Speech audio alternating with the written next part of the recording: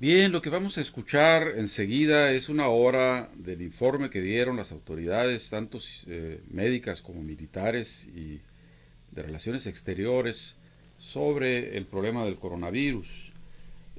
Esto durará, no sé si ya lo dije, una hora, fue como de 2 horas la cosa, pero lo más importante está en el informe que dieron muy puntualmente estos servidores públicos. Al final yo daré también algunas opiniones de lo que he leído, de lo que me he dado cuenta, más lo que aquí se habló en esta hora. Dentro de lo posible estaremos informando muy seguido, cada 2, 3 días, sobre el asunto conforme vaya pronunciándose más la curva de la epidemia. Tal vez aceleremos el acopio de información oportuna.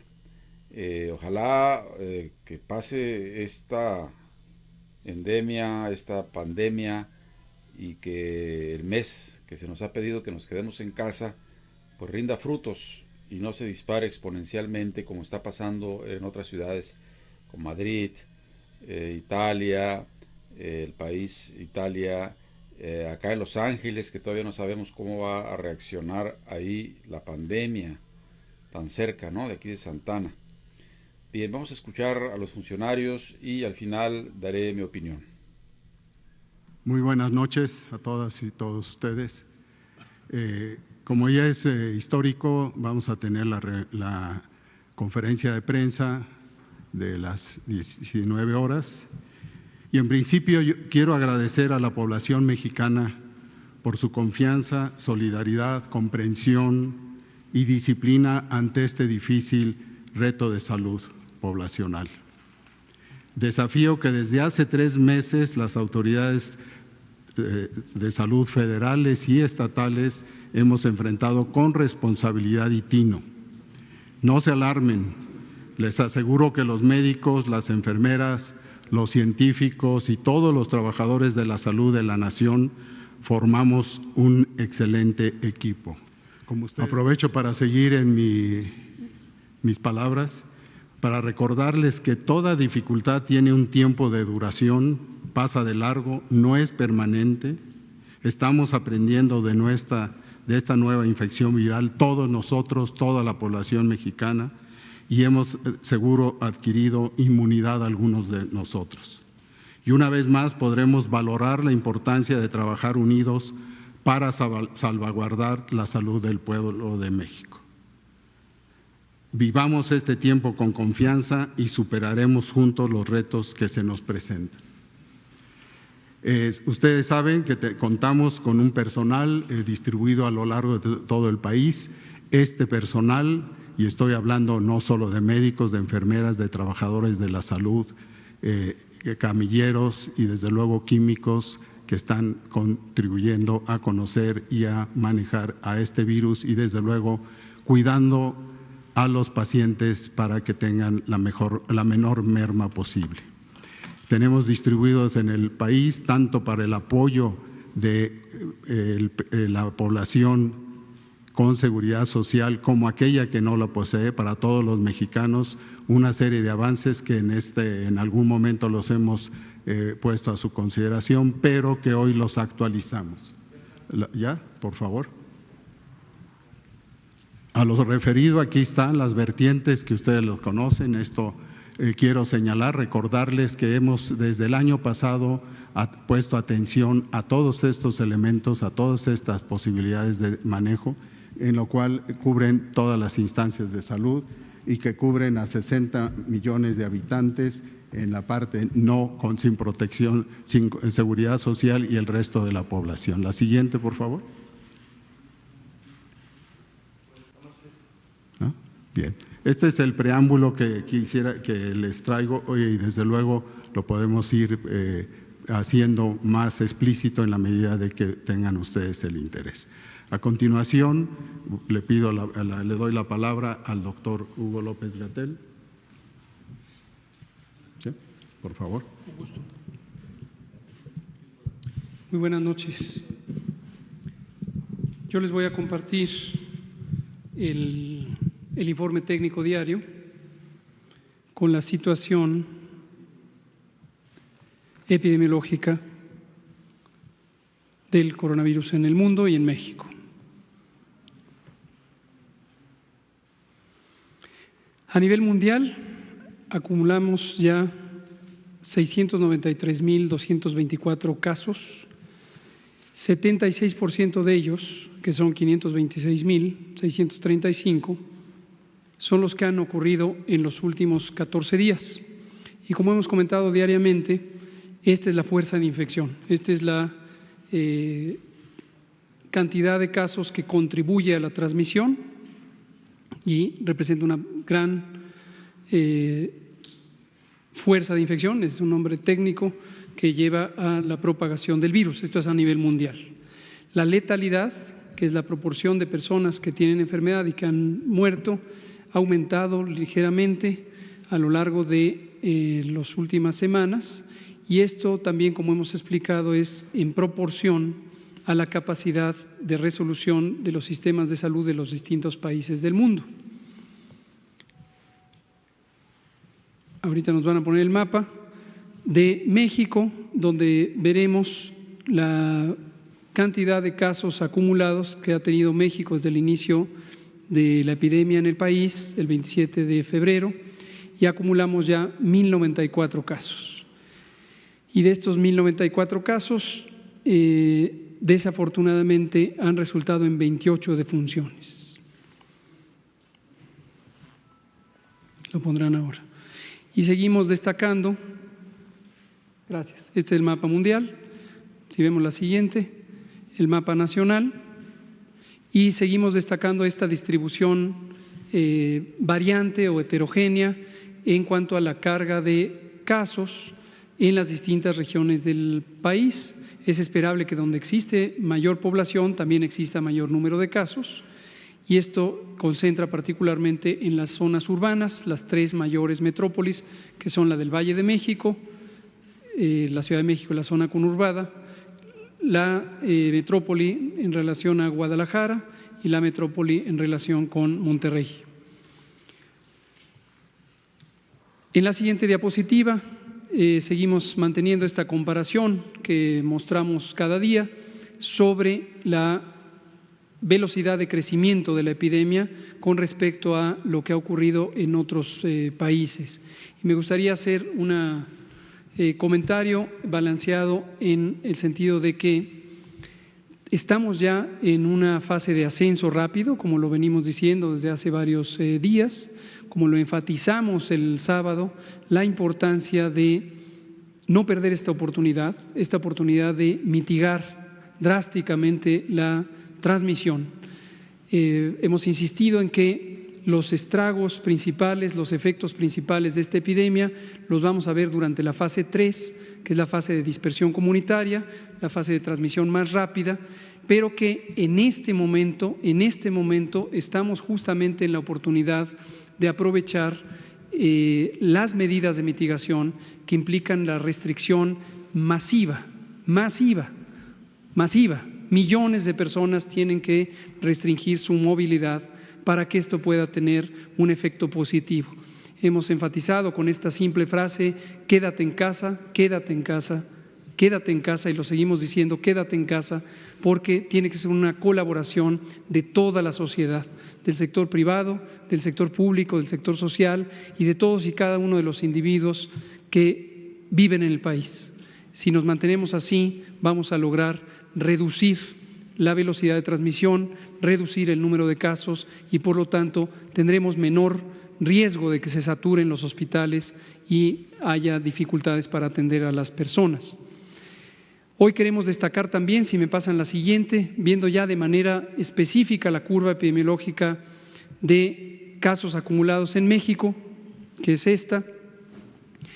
Ya pasamos, como se ve, la cantidad de 1,000 y pueden ver ustedes la forma de la curva que hemos explicado cada noche, en donde tuvimos una fase de crecimiento lento que gruesamente llegó hasta el 13 de marzo y a partir del 13 de marzo empezó una aceleración de la transmisión. Entonces, esto nos lleva a declarar nuevas medidas o el ajuste de las medidas existentes, y aquí destaco, como parte del plan que trazamos desde el inicio, plan que empezamos a diseñar desde la primera semana de enero. Pero hoy hay la necesidad de reforzar estas medidas, como las explicaré en un minuto. Y en la última diapositiva quiero recordarles a ustedes aquí presentes y a la sociedad mexicana lo que hemos explicado también en otras ocasiones, que es la comparación de lo que ocurriría si no hacemos nada, con lo que podría ocurrir si hacemos algo. ¿Y qué es ese algo? Quédate en casa. Es la oportunidad de reducir la transmisión. En la curva naranja sería lo que se estima la historia natural de esta epidemia. La epidemia no contenida, la epidemia no mitigada, en la que tendríamos una gran cantidad de casos, sobre todo en el momento cumbre, alrededor de la primera semana de mayo. En cambio, si tenemos estas medidas enérgicas y todos los miembros de la sociedad contribuimos a ellas, vamos a tener una curva epidémica más lenta, de propagación más lenta, con menos casos, y vamos a ganar un poco de tiempo llevando la curva hacia el mes de junio. Finalmente, quiero relatar las medidas o el ajuste en las medidas que hoy aprobó el Consejo de Salubridad General. Si me pasan la siguiente, donde están las medidas, por favor, para que las vean. Esto va a salir publicado, desde luego, como un acuerdo del Consejo de Salubridad General, que en su sesión permanente hoy resolvió. Estas son las medidas que ha propuesto la Secretaría de Salud y que ha adoptado el Consejo de Salubridad General como medidas de seguridad sanitaria. La primera medida que ratifica la ya publicada se ordena la suspensión inmediata desde el 30 de marzo, hoy, y hasta el 30 de abril, se extiende el periodo, hasta el 30 de abril, de actividades no esenciales en los sectores público, privado y social, es decir, todo, con la finalidad de mitigar la dispersión y transmisión del virus SARS-CoV-2 en la comunidad para disminuir carga de enfermedad, complicaciones y muerte por COVID en la población que reside en el territorio nacional. Ahora, ¿qué actividades no paran? Aquellas que son esenciales, y definimos las 5 grupos de actividades esenciales. Las primeras son las que de manera directa son necesarias para atender la emergencia sanitaria. Esta emergencia sanitaria requiere actividades laborales en la rama médica, paramédica, administrativa y apoyo del sector salud, tanto en el campo público como en el campo privado.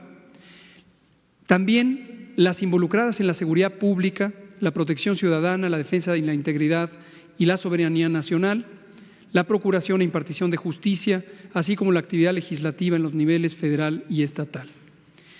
El grupo C es los sectores que se consideran esenciales para el funcionamiento fundamental de la economía. No enunciaré en este momento ningún detalle, saldrá publicado, pero es una lista muy específica de cuáles son las actividades consideradas como esenciales para el funcionamiento de la economía. El inciso D, la operación de los programas sociales del gobierno. Esto lo aclaro, es muy importante que continúe la operación de los programas sociales del gobierno. Entonces, las oficinas públicas harán una reducción inmediata de las actividades administrativas accesorias, pero la operación no para. E inciso C, la conservación y mantenimiento de la infraestructura crítica que asegura la producción y distribución de servicios indispensables, agua, energía, drenaje, saneamiento básico, etcétera. La medida 2 es la siguiente: en todos los sectores y actividades que han sido definidos como esenciales y por lo tanto que no paran, se deberá aplicar de manera obligatoria las siguientes acciones: no realizar reuniones o congregaciones de más de 50 personas, más de 50, se reduce el límite. Además del lavado frecuente de manos, estornudar y toser aplicando la etiqueta respiratoria, el saludo a distancia y todas las demás medidas de sana distancia vigentes y emitidas por la Secretaría de la Salud en lo que hemos llamado la Jornada Nacional de Sana Distancia, que naturalmente se extiende ahora hasta el 30 de abril. La medida 3 es que se exhorta a toda la población residente en territorio mexicano, incluida la que arriba al territorio mexicano procedente del extranjero, y que no participe en actividades esenciales, a cumplir el resguardo domiciliario corresponsable en las mismas fechas, desde hoy 30 de marzo y hasta el 30 de abril de 2020. ¿Qué se entiende como resguardo domiciliario? A la limitación voluntaria de movilidad, permaneciendo en el domicilio el mayor tiempo posible.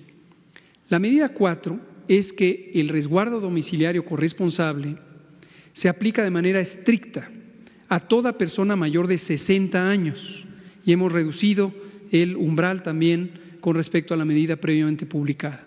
O bien personas con diagnóstico de hipertensión arterial, diabetes, enfermedad cardíaca o pulmonar, inmunosupresión, ya sea adquirida o provocada, en estado de embarazo o puerperio inmediato, independientemente de que su actividad laboral se considere esencial.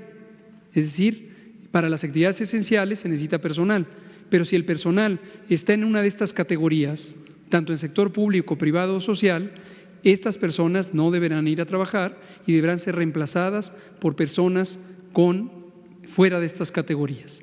Y una aclaración importante es que el personal esencial de interés público, esto incluye a los funcionarios de gobierno de todos los niveles, podrá de manera voluntaria presentarse a laborar, pero solo aquel que se considera esencial de interés público. Medida 5. Una vez terminada la suspensión de actividades no esenciales y el resguardo domiciliario corresponsable, es decir, después del 30 de abril, la Secretaría de Salud, en acuerdo con la Secretaría de Economía y la Secretaría del Trabajo, emitirá lineamientos para el regreso escalonado y regionalizado a las actividades laborales, económicas y sociales en toda la población de México. Penúltima, la medida 6, se deberán postergar hasta nuevo aviso todos los censos y encuestas a realizarse en territorio nacional que involucren la movilización de personas y la interacción física cara a cara entre las mismas. Medida 7. Todas las medidas deberán aplicarse con estricto respeto y apego a los derechos humanos. Gracias. Muchas gracias, Hugo. A continuación, le pido al almirante Ojeda, con todo respeto, que nos presente el plan Marina que se tiene para el combate a COVID-19. Por favor. Muy buenas tardes. La Secretaría de Marina Armada de México se suma a este esfuerzo del Gobierno federal para enfrentar esta pandemia que hoy en día se nos presentó en el país.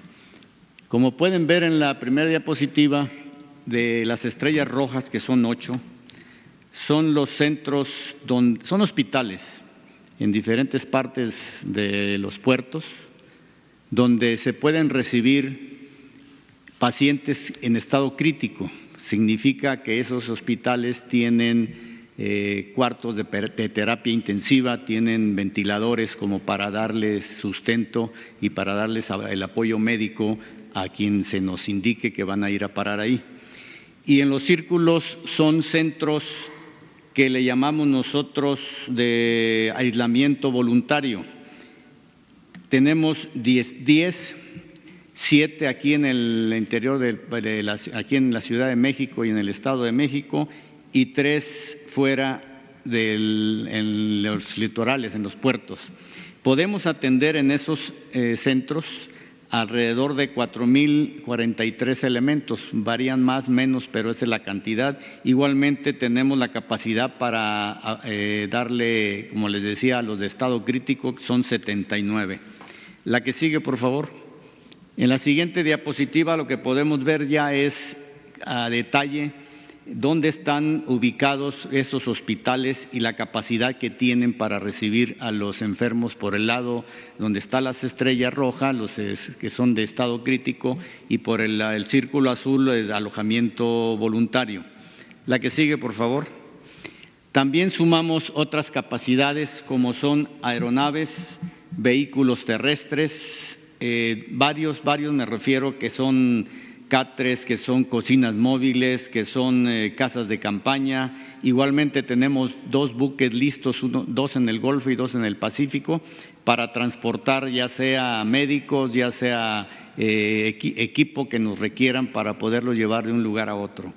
Tenemos, en donde están las aeronaves, contamos con 5 aeronaves que tienen la capacidad de transportar algún paciente en estado crítico. Significa que esas aeronaves traen equipos de terapia intensiva y traen unos tubos para aislar completamente a cualquier paciente que se tenga que trasladar.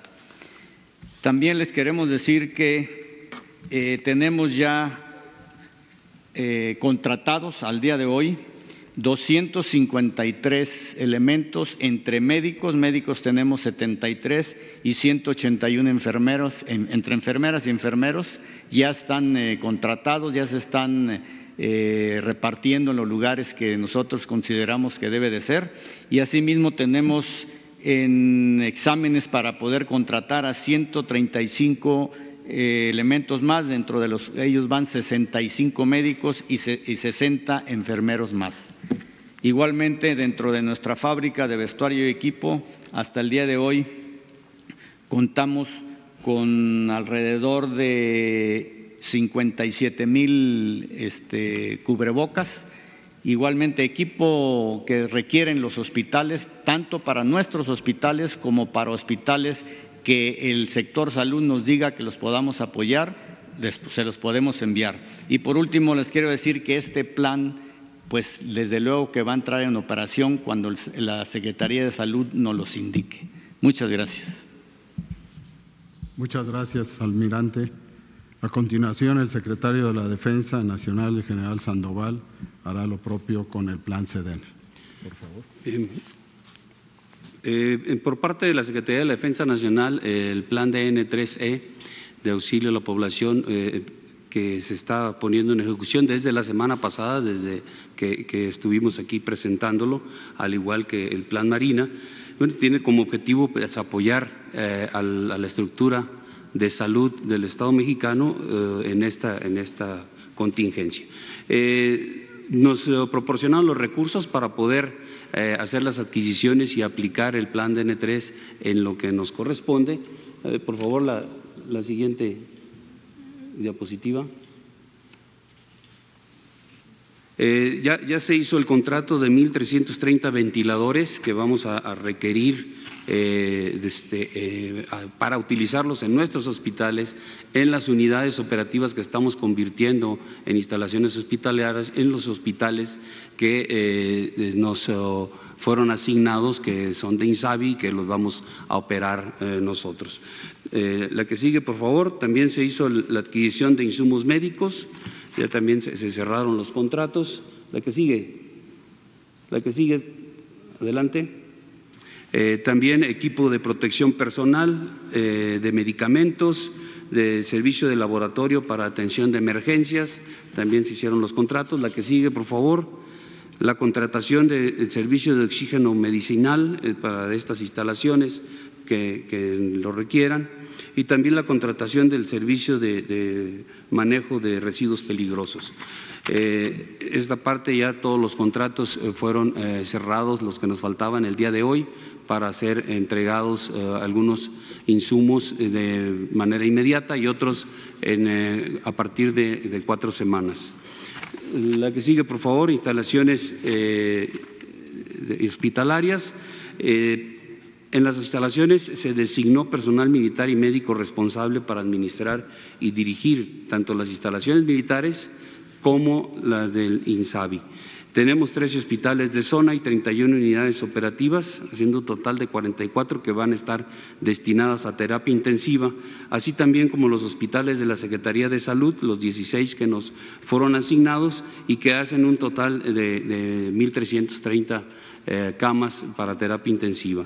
Y adicional tenemos 51 unidades operativas que los dormitorios del personal que está asignado a estas unidades los vamos a tomar para poderlos reconvertir en instalaciones hospitalarias. La que sigue, por favor.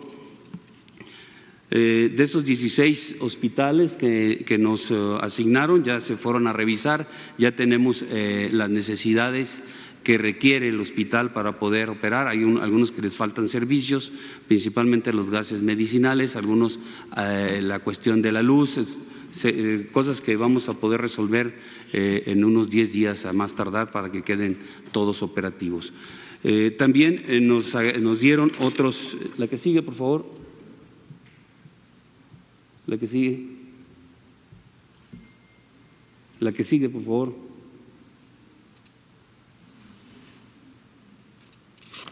Bueno, también nos dieron otros hospitales que vamos a revisar para ver las capacidades que tienen. Son 18 más que son de INSABI y que también la idea es que los operemos.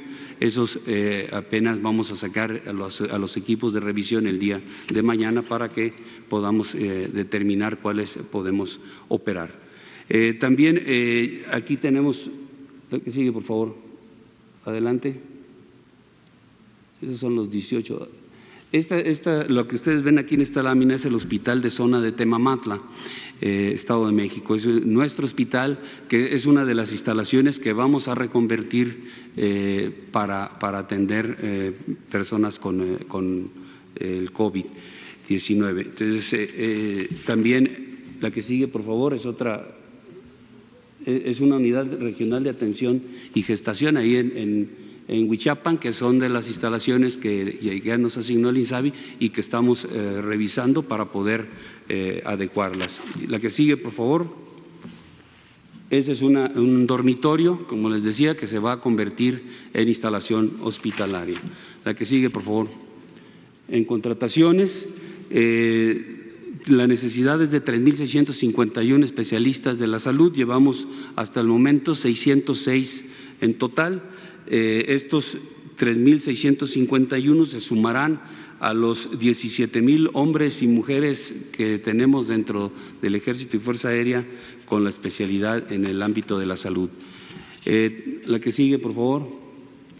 También el SAT, toda el área de aduanas, por instrucción presidencial, se verificaron qué había que pudiéramos utilizar para la atención de esta contingencia y bueno, se encontraron algunos artículos, desde artículos médicos, tela para generar o para producir cubrebocas, batas quirúrgicas, material que vamos a necesitar en todos los hospitales.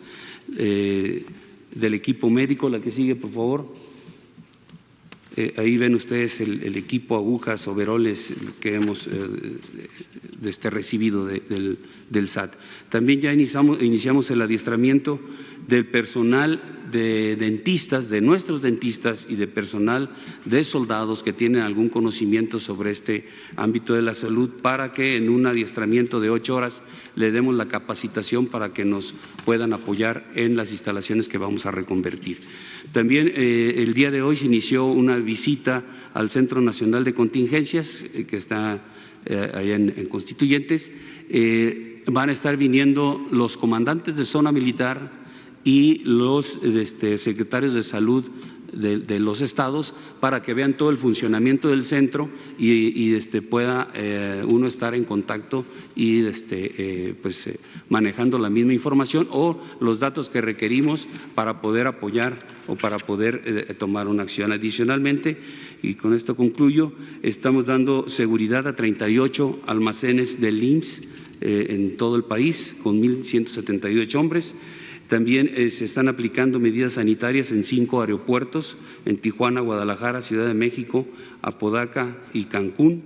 Y también se está integrando a las rutas militar de abastecimientos, lo que son las rutas que vamos a necesitar para insumos médicos en toda la República.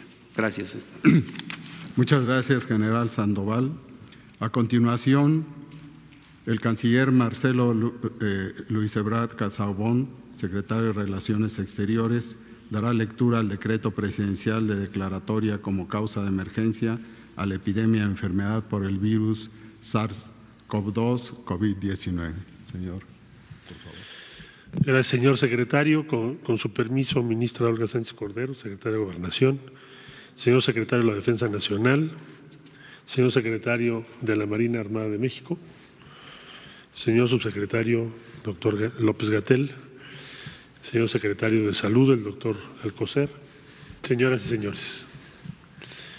Como es de su conocimiento, el día de hoy sostuvo sesión plenaria con presencia del jefe del Estado mexicano, presidente de la República, el licenciado Andrés Manuel López Obrador, el Consejo de Salubridad General, y emitió el siguiente documento. El Consejo de Salubridad General, con fundamento en la Constitución Política de los Estados Unidos Mexicanos, la Ley General de Salud, el reglamento interior del Consejo de Salubridad General y considerando que en términos de lo dispuesto en los artículos 73, fracción 16ª, base primera de la Constitución Política de los Estados Unidos Mexicanos y cuarto, fracción segundo de la Ley General de Salud, el Consejo de Salubridad General tiene el carácter de autoridad sanitaria y sus disposiciones generales son obligatorias para las autoridades administrativas del país.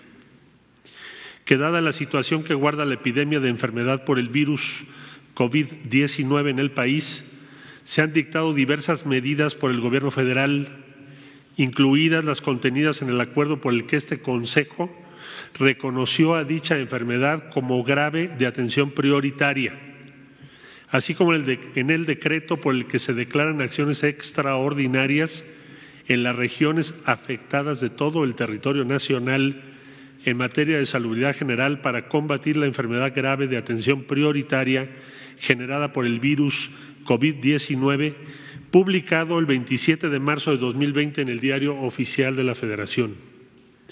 Que la Secretaría de Salud en las últimas horas ha señalado que el número de casos ha ido en aumento, por lo que ha recomendado que los habitantes del país permanezcan en sus casas para contener la enfermedad causada por el COVID-19 y que en virtud de lo anterior, este Consejo de Salubridad General, en uso de sus facultades y funciones previstas en el artículo 9, fracción 17ª de su reglamento interior, ha determinado la pertinencia de declarar como emergencia sanitaria por causa de fuerza mayor a la epidemia de enfermedad generada por el virus COVID-19, por lo que, con el afán de proteger la salud de los mexicanos, acordó expedir el siguiente acuerdo, por el que se declara como emergencia sanitaria por causa de fuerza mayor a la epidemia de enfermedad generada por el virus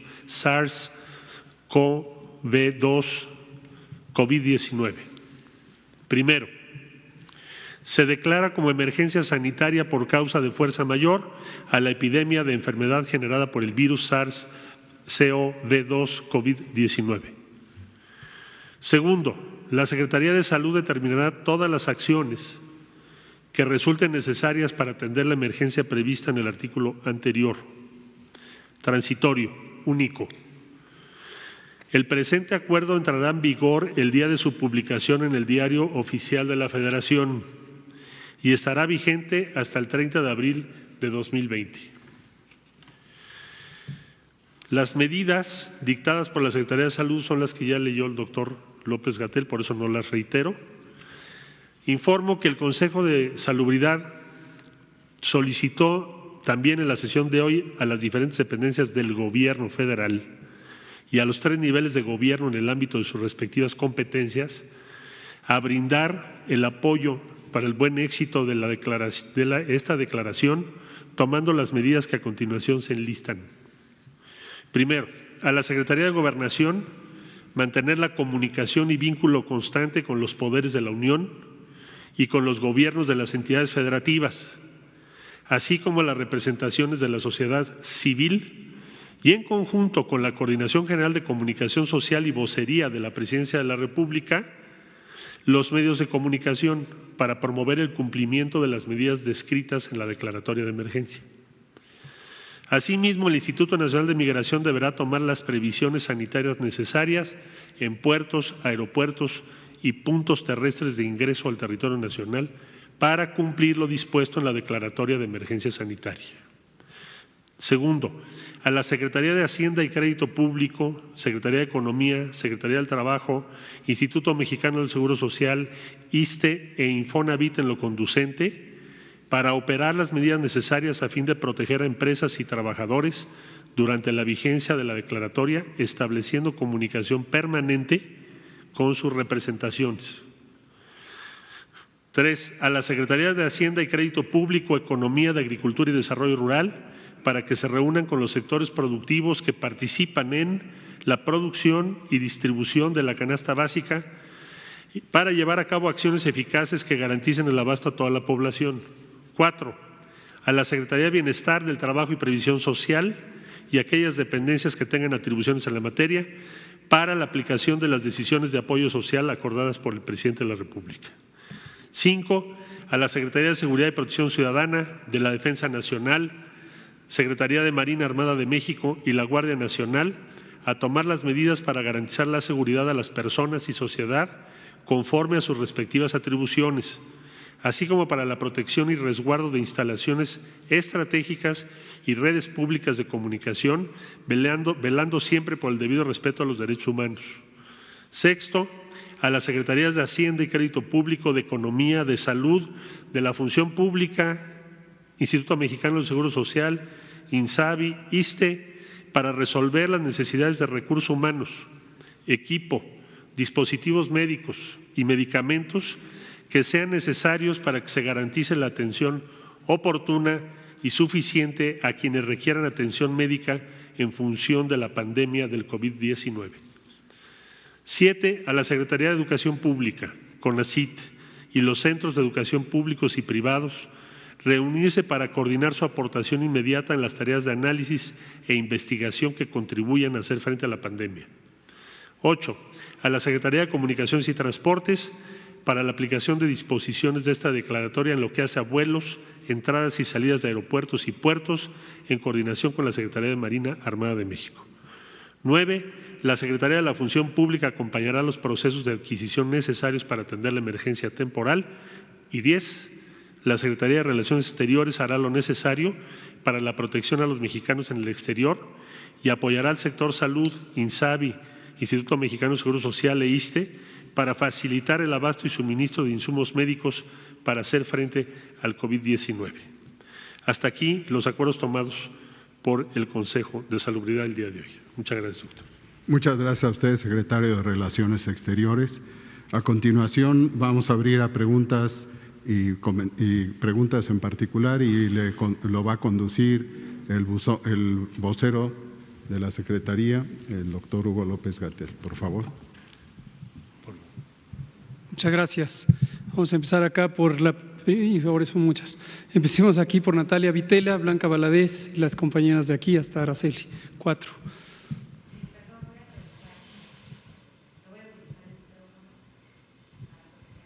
Sana distancia.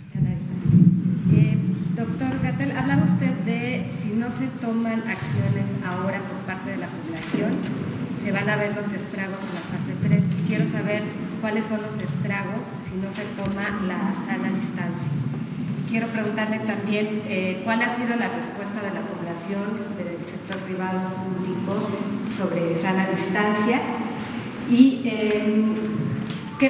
cuánto personal de salud está infectado o se ha infectado de COVID y cuántos recuperados hay, por favor. Con mucho gusto. Aprovecho su pregunta, que me parece muy importante, para enfatizar este mensaje que dijimos con vehemencia el sábado. Todas y todos tenemos que hacer nuestra parte. Todas y todos, al mantenernos en nuestra casa, resguardados del espacio público, contribuimos a protegernos a nosotros mismos y a proteger a todas y todos, a la sociedad en su conjunto.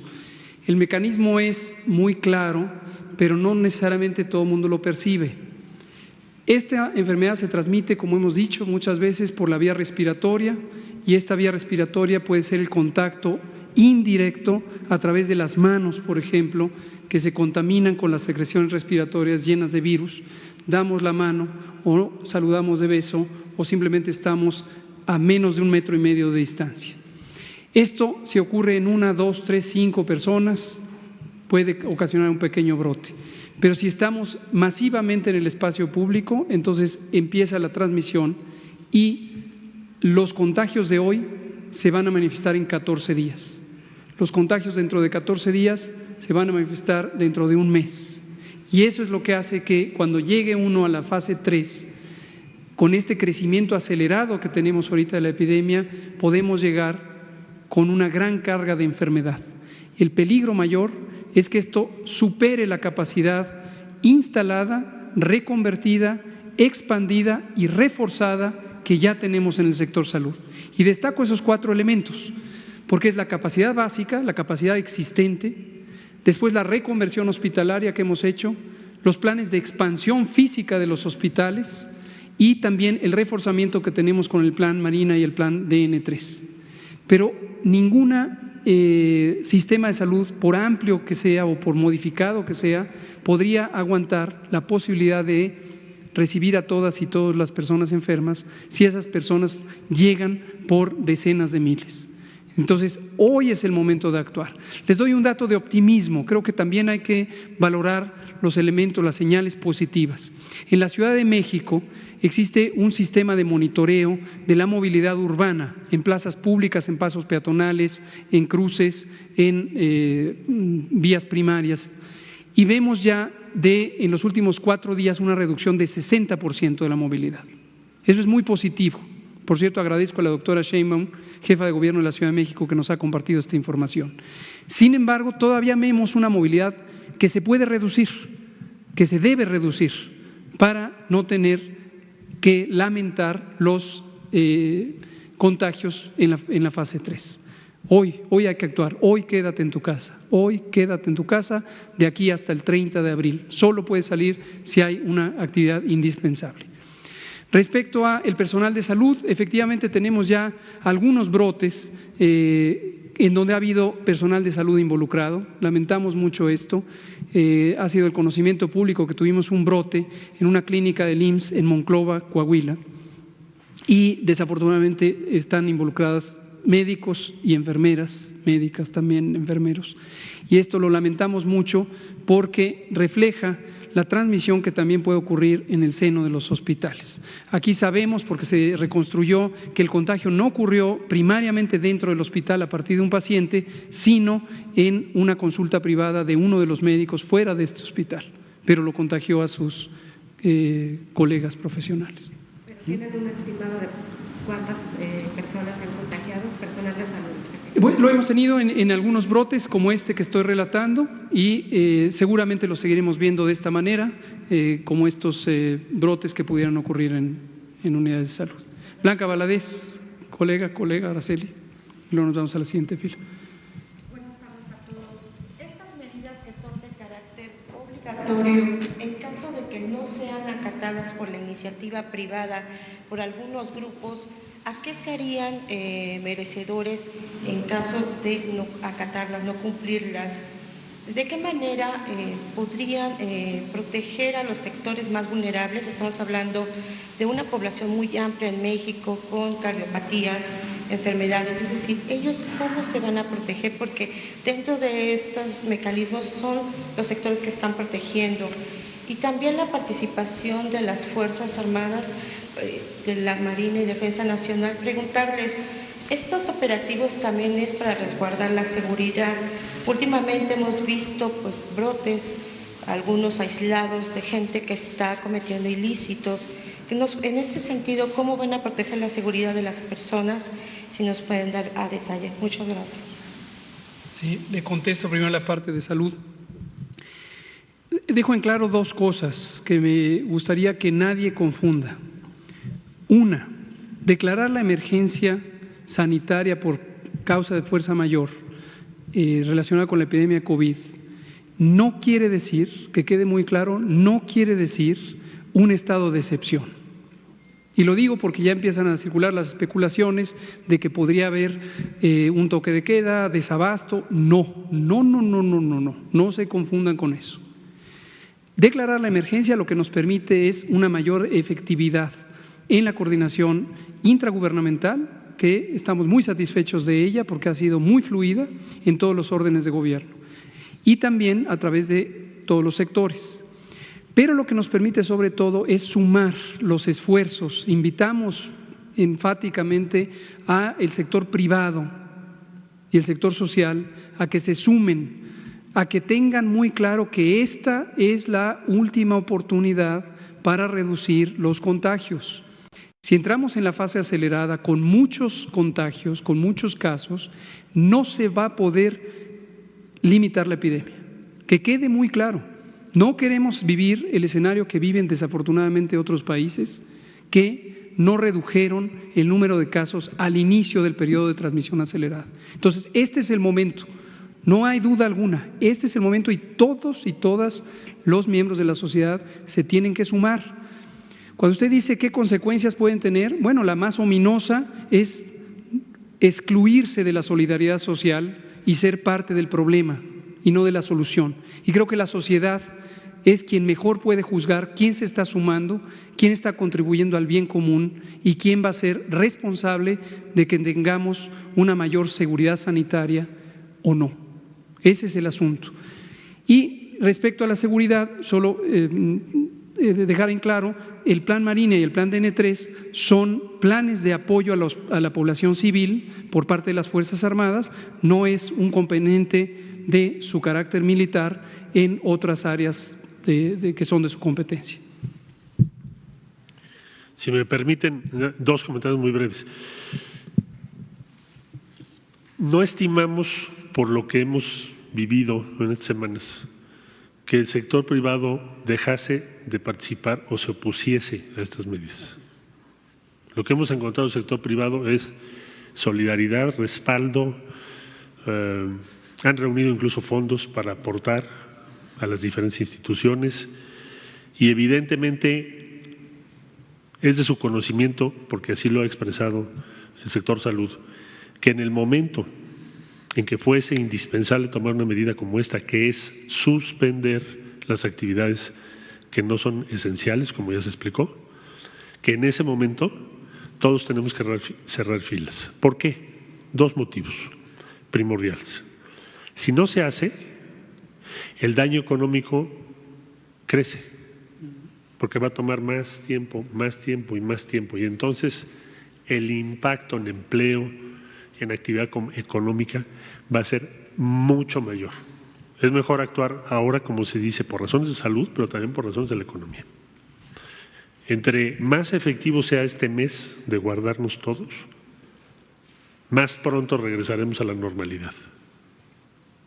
Cada día que pasa que no lo hagamos, a partir de ahora que Salud lo está informando el Consejo de Salubridad y hace una decisión, pues más tiempo nos tomaría regresar a la normalidad.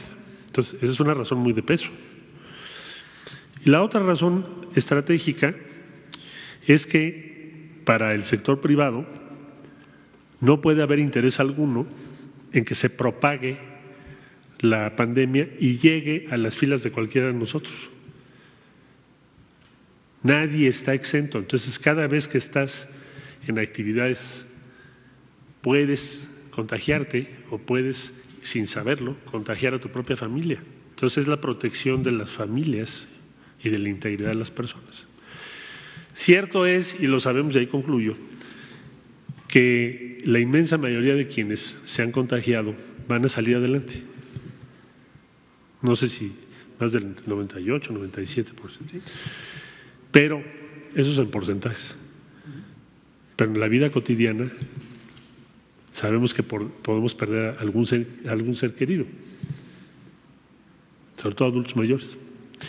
Entonces, no esperamos una oposición. Causas de fuerza mayor.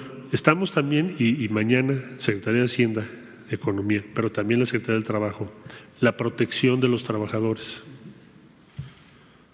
porque no se les puede privar de su salario este mes, de acuerdo a la ley.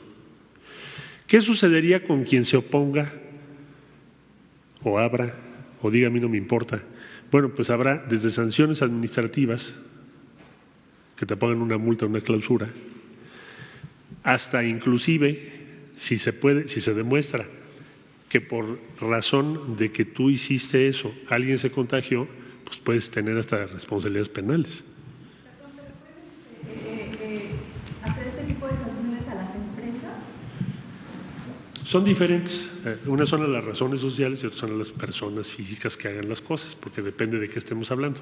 Pero yo diría que en general, quien se oponga en cuanto a sí seguir sus actividades, a pesar de que está impedido, pues se hace acreedor a sanciones administrativas que van desde que te clausuren el lugar, te pongan una multa, y lo más grave, que te impongan una sanción de corte penal para un caso muy extremo. Entonces, estamos apelando, y México lo ha demostrado muchas veces, a la conciencia social que tenemos. Esto es un proceso que estamos viviendo, yo lo haría equivalente al sismo que que tuvimos en 85 a otras grandes tragedias que hemos pasado. Y hemos salido avante. Y vamos a salir avante porque se está actuando a tiempo y con contundencia. ¿Qué pedimos? ¿Qué se solicita? ¿Qué se propone? Pues depende de cada uno de nosotros cómo nos va a ir. Ya están los hospitales, ya está el DN3, ya están los sistemas, ya se informó, los medicamentos, los equipos, pero ya depende más de lo que hagamos cada uno de nosotros. Gracias. Queda tiempo solo para dos últimas preguntas. Vamos a dar a las dos compañeras que están aquí al frente.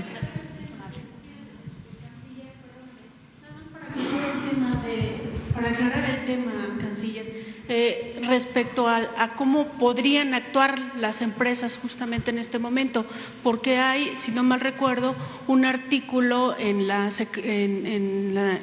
referente al trabajo para que las empresas pudieran limitar el salario de los trabajadores y solamente entregarles pues una indemnización. Entonces preguntarle, ¿ocurre hoy esto a partir de la declaración de emergencia? No, según nos explicó la secretaria de Trabajo, consejero jurídico, créeme que fue uno de los más largos debates, horas y horas, ya casi me aprendí de memoria los artículos. Son 400 y tantos. Bueno, entonces, porque esta declaratoria es de emergencia sanitaria por causas de fuerza mayor y en ese caso la disposición legal no permite la aplicación del artículo que tú señalas.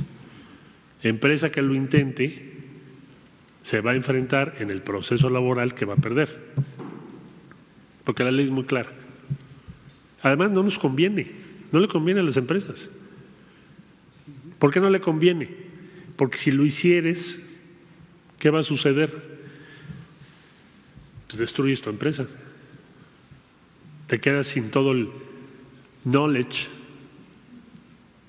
conocimiento, la capacidad de tu empresa. Es casi como un suicidio para una empresa, pero la ley no se los permite.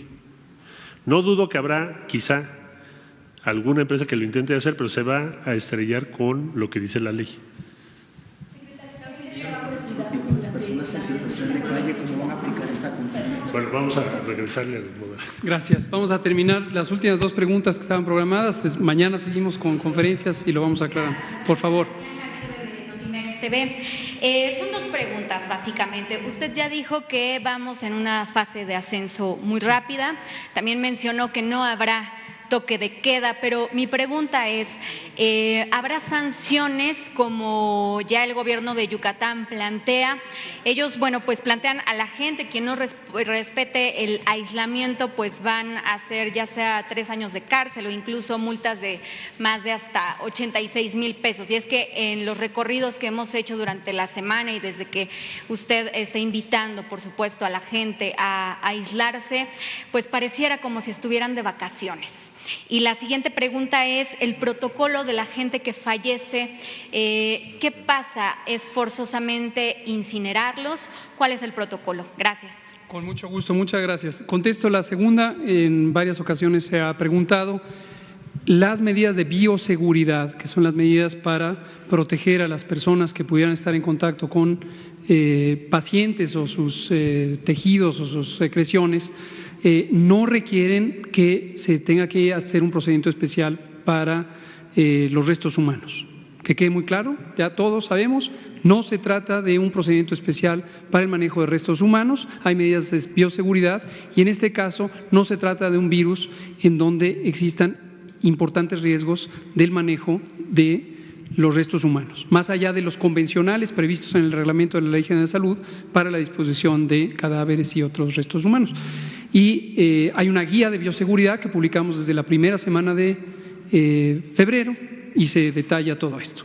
Sobre el tema de las sanciones y la participación social, como ha dicho el canciller Marcelo Ebrard, apelamos a la responsabilidad social. Somos un pueblo en general solidario, fraterno y tenemos que actuar unos con otros, como lo hemos hecho efectivamente en innumerables crisis. México es un pueblo resistente, un pueblo que contribuye en las mejores causas cuando encuentra ese sentido humano de colaboración. Y este es el momento, quédate en casa. Quédate en casa, no podría ser más enfático, quédate en tu casa, no salgas porque te vas a proteger a ti, a tu familia, a tu comunidad y absolutamente a todas las personas que residimos en este país. Hay que quedarnos en casa. Entonces, esa es la siguiente.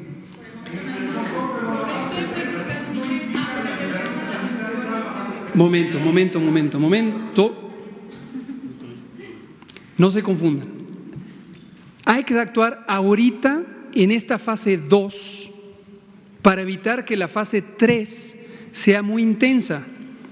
No quieran esperar a la fase 3. Hay que actuar ya, hoy, del 30 de marzo al 30 de abril.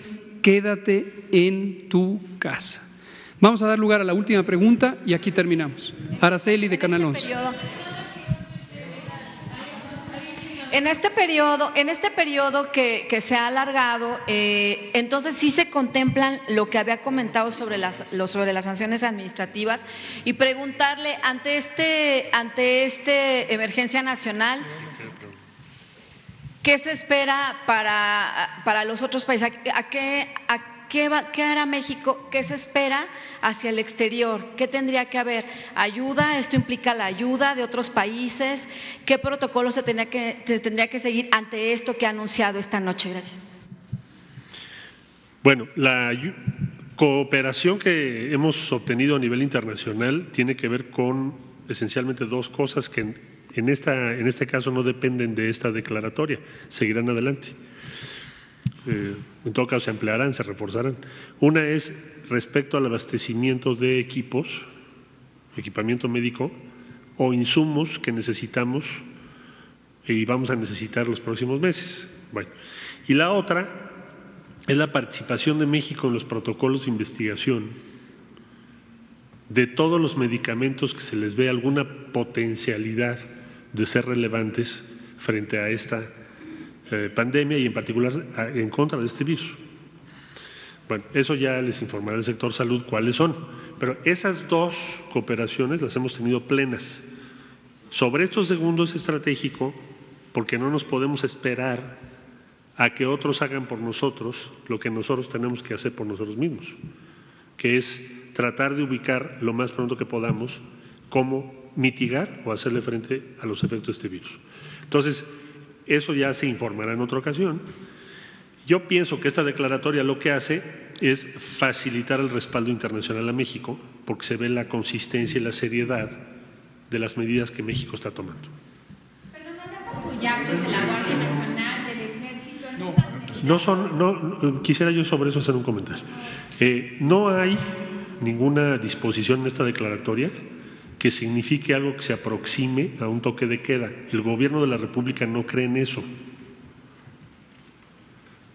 La Guardia Nacional tiene un despliegue en el territorio, continuará haciendo su trabajo y ahora se le encomienda a la Secretaría de la Defensa Nacional, la Secretaría de Marina, los planes que hoy han referido y las funciones constitucionales y legales que tienen, resguardar las instalaciones estratégicas, resguardar las vías de comunicación, proteger a la sociedad. Eso es su función y es lo que está previsto que se haga.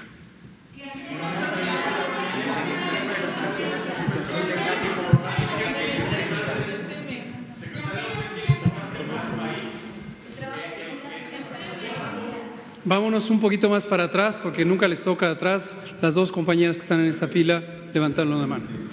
Usted y usted. Gracias, subsecretario y el canciller Ebrard. Me gustaría saber, Saturnino Reyes de Diario Locutor, esta declaratoria, este COVID-19, ¿cuánto va a aumentar en porcentaje la pobreza de México? Uno.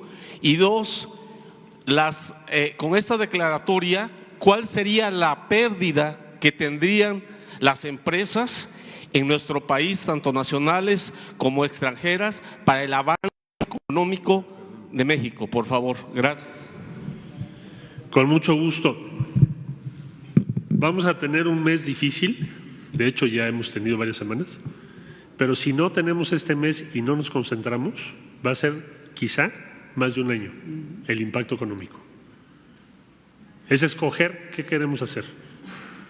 ¿Concentramos todo nuestro esfuerzo este mes o tenemos un año, cuando menos, de una dificultad económica enorme? Entonces, ¿qué sucedería? Aumentaría la pobreza muchísimo más. Si logramos acortar el impacto, tenemos más manera de recuperar los empleos, tenemos más manera o una manera más fácil de reanudar las actividades en una normalidad. Y eso es lo que Salud ha planteado, y tiene razón. La medicina tiene un costo,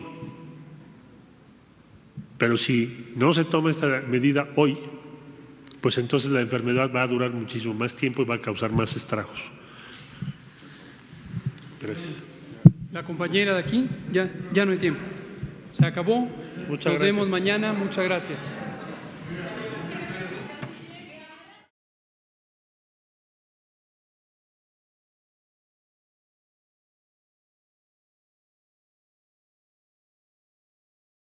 Pues bien, hemos escuchado por una hora a todos los responsables de seguridad, de sanidad, de gobierno, de relaciones exteriores y demás funcionarios públicos, pues dar a conocer la acción que están haciendo para poder detener la pandemia en México, que afortunadamente hasta el momento han sido pocos los fallecidos. Comparándolo con otros países, han sido 24 hasta el 30 ayer. Y el día 30 se propuso decretar por el gobierno suspensión de todas las actividades que no sean muy esenciales para que la gente se quede en casa, protegiendo a su familia, protegiéndose a ellos mismos. Realmente es alarmante lo que está pasando en el mundo. Hay ya inclusive una cifra mayor que la que dio al principio de esta conferencia el doctor Gatell.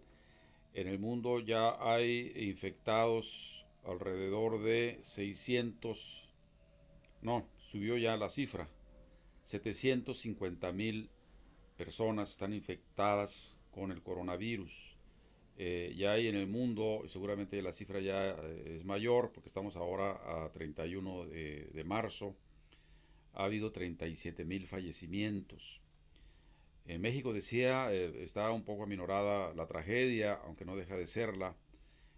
Tenemos 1,094 infectados hasta el día de ayer, y hasta el día de ayer tuvimos 28 fallecimientos. Entonces, ¿por qué ha pasado esto en México y pueda pasar a peor? Bueno, porque durante 30 años del neoliberalismo los gobiernos no se ocuparon en construir hospitales. Bueno, corrijo, sí construyeron algunas decenas o docenas de hospitales, pero las dejaron a medio hacer, porque el negocio no era acabarlos, sino robar de lo que se gastaba en los hospitales para los bolsillos de los politicastros y de los ingenieros corruptos y demás. Ahora, en el año que acaba de pasar, Obrador está restituyéndolos, está recuperándolos desde hace un año, antes de que se supiera lo del coronavirus. Entonces tenemos ahí un paso de ventaja adelante. En Estados Unidos la infección ya va por 160,807 y ya llevamos acá en Estados Unidos 3,000 fallecidos, principalmente en Nueva York, en ¿cómo se llama allá donde se celebran los carnavales? En San Luis, Missouri, y Los Ángeles empieza a apuntar también su número de muertos. Todavía no los constatamos, lo iremos constatando durante el resto de la semana. España es uno de los países también picos de la pandemia. Ya llevan allá 7,340 fallecidos, pero todavía abajo de Italia, que fue donde prendió más este virus, que ya llevan, tuvieron 101,739 infectados. Figúrense, menos que en Estados Unidos. En Estados Unidos 160,807 infectados. Y no obstante, en Italia ya llevan 12,000 fallecidos. Estos números los vamos a estar dando para que vayamos viendo la dimensión de la tragedia, no por morbo ni por irresponsabilidad, simplemente que tenemos que ver hasta dónde llega el pico en los países donde más se propaga la pandemia y vamos a ir viendo cómo va a tener que ir bajando. En México, con las precauciones que se están tomando, con el énfasis y la repetición de que quédense en casa, que es la mejor vacuna para esto, porque no hay vacuna para esto, se está esperando que la curva sea plana, que no suba a un pico, que entonces sí no haya hospitales donde atenderlos. Se habla de que en Ecuador, por ejemplo, ya hay gente que se encuentra tirada en la calle, atacada por la crisis del coronavirus, y que los hospitales pues no se están dando abasto. Es un país pequeño y bueno, cuando salió de presidente Correa, el que llegó, Lenín Moreno, pues desactivó todas las cuestiones sociales, ¿no? Y pidió préstamos al Fondo Monetario. Ahora le van a prestar más todavía. Bueno, es que hay petróleo ahí, ¿no? Hay que endrogarlos para que luego se pongan al tiro con la venta barata del petróleo. Por cierto, el petróleo está ahorita en los $20. Quiero decir, bajó a la mitad, a $10 el barril. En Venezuela producir un barril de petróleo cuesta 30. Igual no lo pueden vender por el cerco económico de acá de Estados Unidos, ¿no? Porque no se alinean a la manera de apropiarse de la riqueza de los países de lo que llama Estados Unidos el patio trasero. Y para echarle más gasolina a la lumbre, para apagarla, bueno, ahora ya le pusieron precio a la cabeza de Nicolás Maduro, $50 millones. Si ustedes no lo creen, bueno, asómense las noticias, inclusive la CNN, que también es muy explícita últimamente con respecto al cinismo del mundo y sus alrededores. Desde aquí nosotros seguiremos evaluando esto. Tenemos confianza en el proceso de detención del virus en México. En Estados Unidos, bueno, es que Estados Unidos tiene 400 millones de habitantes o más. Y acá hay mucha libertad para poder hacer lo que le dé a uno la gana. Y entonces, bueno, ya hay aquí un documental, una nota que sacó Luengas, donde se ven los trenes cargados de tanques de guerra, como si fueran a enviarlos a Venezuela. Pero según dice Juan José Gutiérrez, experto en el área, que no, que se fueron a reacomodar estos tanques por ahí cercas de Los Ángeles. Bueno, ¿para qué quieren los tanques acá adentro, no?